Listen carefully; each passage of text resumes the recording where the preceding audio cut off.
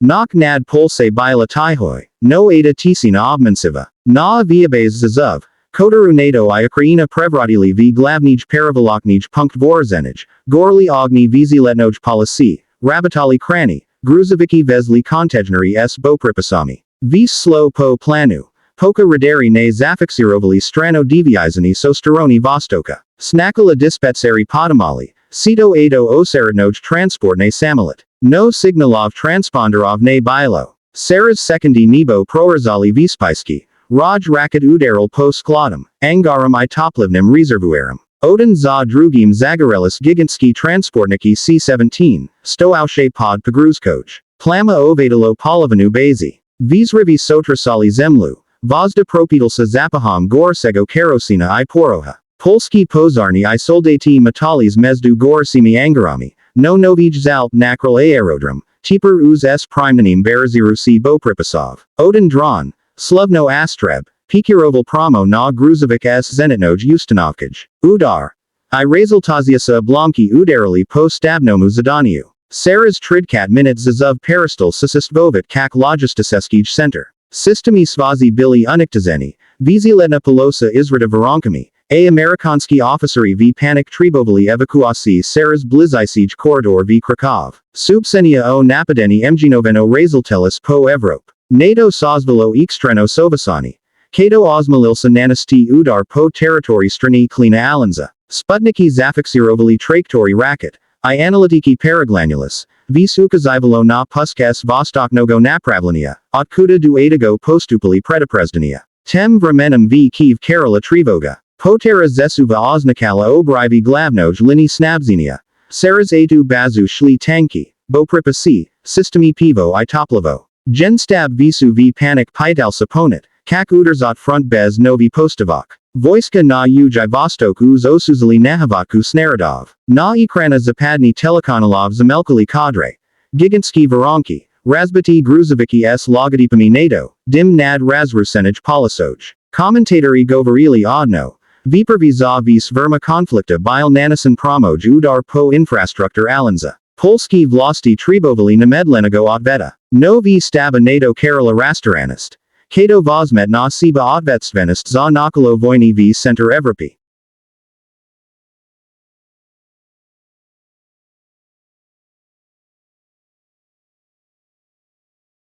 Когда на рассвете над Киевом воцарилась странная, глухая тишина, казалось, что все закончилось. Но на самом деле это была лишь передышка перед осознанием катастрофы. С каждым часом становилось все очевиднее, город поражен не просто физически, он был выведен из строя технологически. Новое российское оружие, получившее кодовое имя «Перо бури», разрушило саму структуру управления. Дроны РАИ, действующие как единый организм, продолжали баражировать над городом.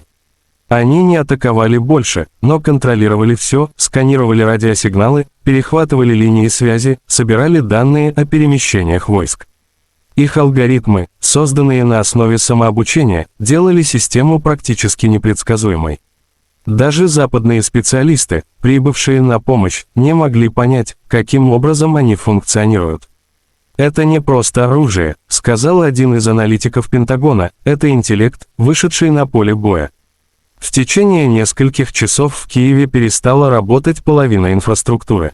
Вода шла ржавой, электричество пропадало, транспорт встал. Люди, отчаянно пытавшиеся уехать, столкнулись с тем, что дороги перекрыты военными.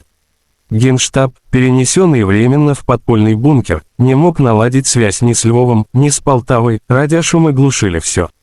В этот же день в Брюсселе началось экстренное заседание НАТО.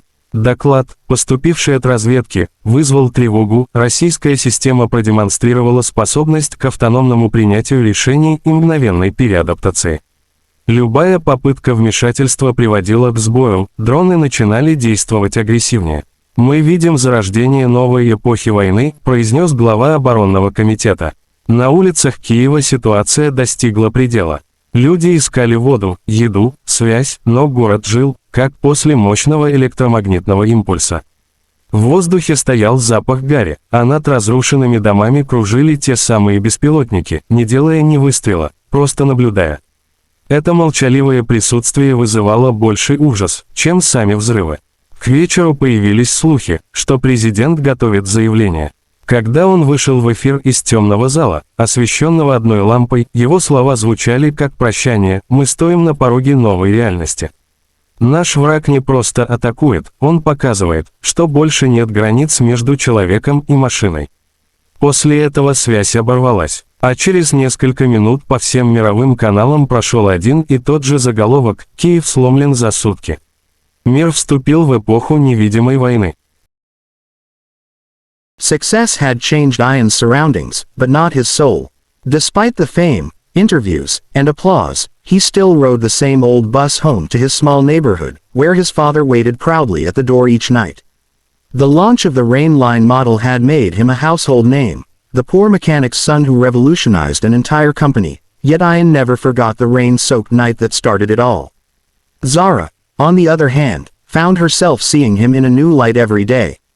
The boardroom, once filled with people chasing profit, now buzzed with a rare sense of purpose, thanks to Ian's humility and drive. He had become more than her employee, he was the soul of her company. One afternoon, she called him to her office.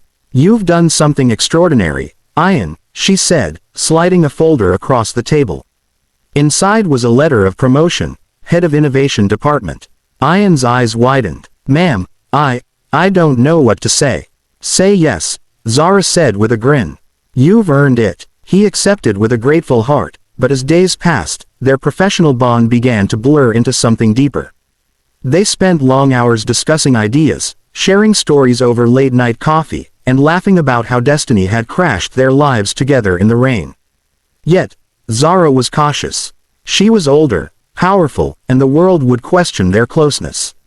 "People will talk," she said one evening as they walked through the quiet workshop. Ian met her gaze, calm and sincere.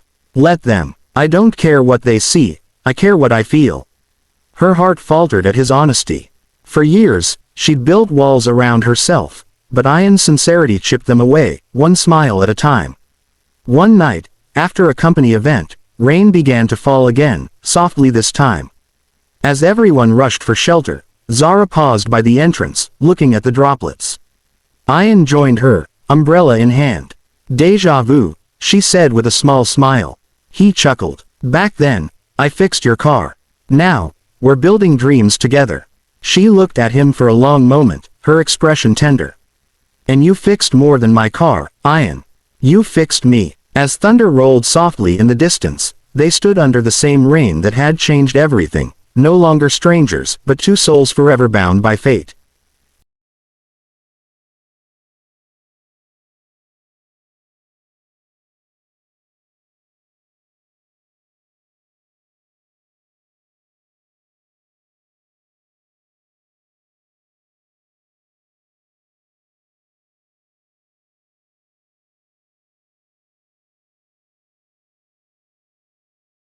Months passed, and Ian's influence within Malik Motors only grew stronger.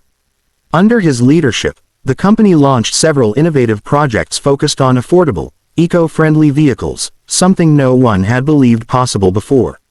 Investors praised Zara's visionary management, but she always corrected them with a gentle smile. "It wasn't my vision," she'd say. "It was his heart." Their partnership had become legendary in the industry, though whispers about their closeness followed everywhere they went. Some board members doubted Ian, believing his rise was luck. Others envied his humble wisdom that outshone their polished degrees. But Zara stood by him through it all, her confidence in him unshakable. One day, during a major investor conference, Ian took the stage alone for the first time. His voice trembled slightly as he began, "Years ago, I was just a mechanic's son fixing broken engines in the rain. Today, I stand here not as someone who changed cars, but as someone who was changed by kindness." The hall fell silent. Zara, watching from the front row, felt her chest tighten with pride. After his speech, the audience erupted into applause. Ian stepped down and approached her, his eyes glistening. "That was for you," he whispered. That night, after the conference, Zara invited him to her family's old farmhouse outside the city, a quiet place where she went to think. The evening sky glowed orange, and the sound of rain began once more, gentle and rhythmic. You know, she said, looking out at the fields, the night I met you, I was thinking of selling the company. I was tired of everything. But you changed that. Ian smiled softly. And you changed my life, Ms. Zara. Zara, she corrected. Just Zara. The silence that followed spoke louder than any confession. They stood close, the air charged with emotion, not born of impulse, but of something slow, deep, and genuine. As thunder murmured in the distance, Zara reached out and took his hand. Promise me one thing, she said. No matter how far we go, never lose the heart that fixed my car that night. Ian squeezed her hand gently. Only if you promise to never stop believing in people like me.